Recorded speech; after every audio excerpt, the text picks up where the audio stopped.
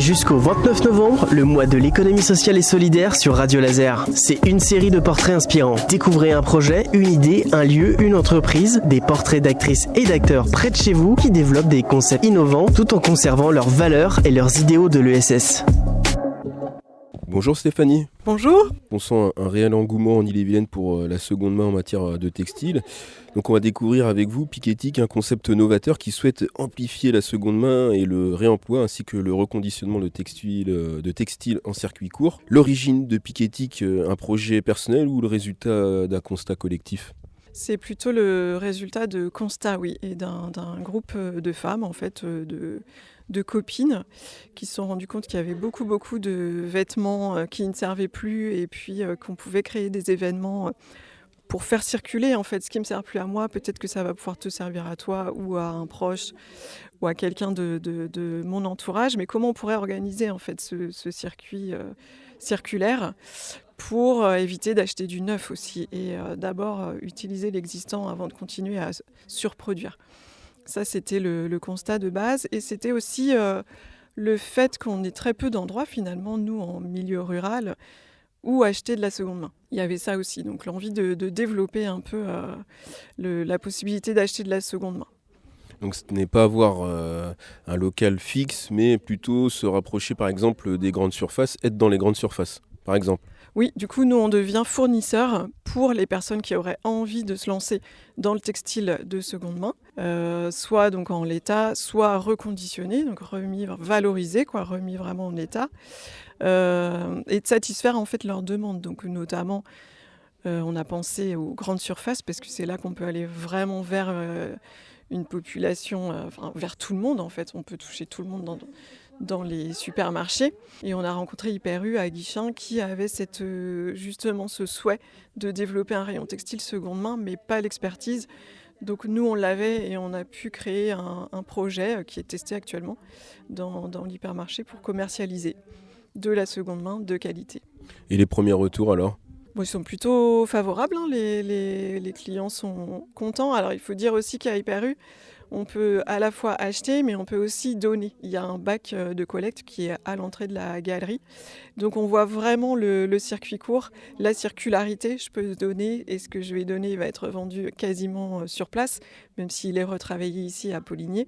Et donc ça rend les choses très concrètes et très locales et plus solidaires. Ça donne une image aussi plus solidaire. Donc effectivement, il y a du potentiel, ça démarre très bien. Donc on est dans l'atelier Piquetic. Tu peux nous décrire, on peut se tutoyer ou se voyer d'ailleurs ? On peut se tutoyer, tout à fait. Là on voit bien beaucoup de vêtements, de tout âge, c'est classé comme dans un magasin, mais là on est dans l'atelier.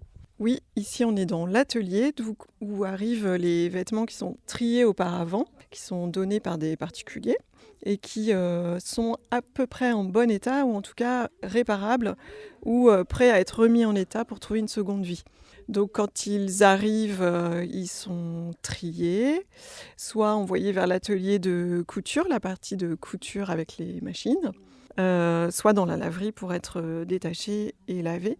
Et ensuite triés par catégorie, donc enfants, hommes, femmes, et préparés pour la commande qui va être envoyée ensuite en grande surface. Alors je vois une très belle robe de soirée noire qui est mise en avant. Forcément, il y a des belles pièces. Oui, on trouve des belles pièces. Alors on a de tout, hein. On a beaucoup de vêtements tout venant, on va dire, des grandes marques peu chères. Et puis aussi, on a pas mal de pépites. Les personnes donnent aussi des marques, des choses qui ne servent plus tout simplement, qui dorment dans les armoires. Et donc là, oui, selon le niveau de vie des personnes, on peut trouver des belles pièces. Alors je voulais rester sur ce volet de solidarité, ça me paraît très important. D'ailleurs, vous souhaitez, avec votre activité et votre atelier, développer un lieu d'insertion sociale. Quel type de savoirs d'ailleurs vont être mis en avant selon vous avec cet atelier et pourquoi c'est essentiel pour vous ? Pourquoi c'est essentiel ? En fait, parce qu'on est un petit peu dans une société du gaspillage, hein, qu'on le veuille ou non, on est pris un peu dans un engrenage où on a sans cesse envie d'acheter, de renouveler sa garde-robe, etc. Ce qui fait qu'on a un peu perdu le côté économe que pouvaient avoir nos grands-mères et le côté fait main, en fait, quand elles réparaient avec le tricot, le reprisage, la broderie. des savoir-faire quoi, ancestraux qui étaient vraiment liés aux femmes. Et on a envie un peu de remettre ça au cœur de... Alors pas que pour les femmes, hein, bien sûr, c'est ouvert aux hommes aussi, mais aussi de rendre hommage à ces générations qui, avant, ne gaspillaient pas. Et par les savoir-faire, le fait main, trouver des activités plaisantes et puis un lieu d'échange aussi. Quand on quand on est en train de réparer, de repriser, de coudre, c'est un moment aussi d'échange, tout simplement, et d'échange de savoir-faire, d'interconnaissance. Avec Picketic, Stéphanie, vous envisagez l'objectif, c'est l'ambition, c'est aussi créer des postes à moyen terme. Quel type de profil vous recherchez pour l'équipe de Picketic ? Dans l'idée, ce serait plutôt des personnes très attachées au bien-être au travail. Nous, on y est attachés. Tout ce qu'on développe dans l'atelier ou dans les process pour faire marcher la boutique, voilà, c'est le bien-être de la personne est au cœur.